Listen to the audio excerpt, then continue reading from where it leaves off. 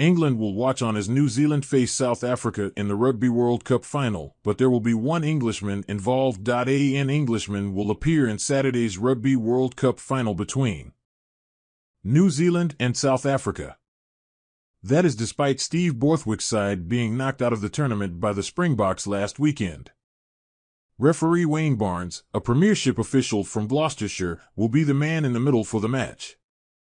He will be the only Englishman on the field, with Borthwick's England team dumped from the Rugby World Cup last weekend.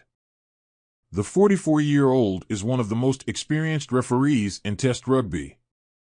He has officiated at the last 5 World Cups going back to 2007. Although got under the skin of the All Blacks at that edition of the tournament, Barnes will be assisted by Tom Foley as a television match official. And the mind games have already begun, with New Zealand legend Sir John Kirwan telling Barnes that he needs to be mindful of South Africa's perceived gamesmanship. Kirwan insists that Barnes is the most important person in the match, as opposed to any of the players. The former All Black says the referee cannot allow South Africa to control a stop-start game that will work in their favor.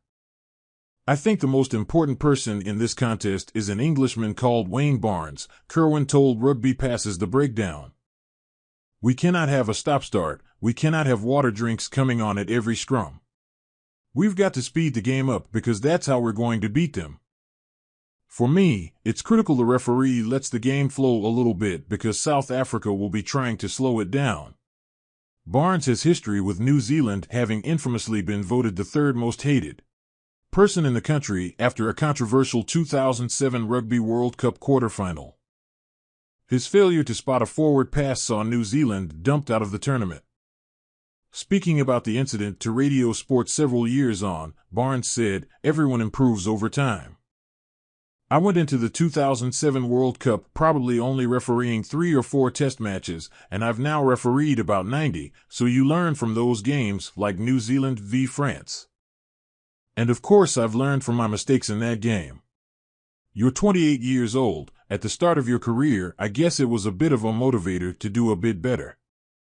That's how I definitely saw it, and this World Cup for me, nobody was talking about Wayne Barnes' performance, so maybe 12 years of experience has helped do that."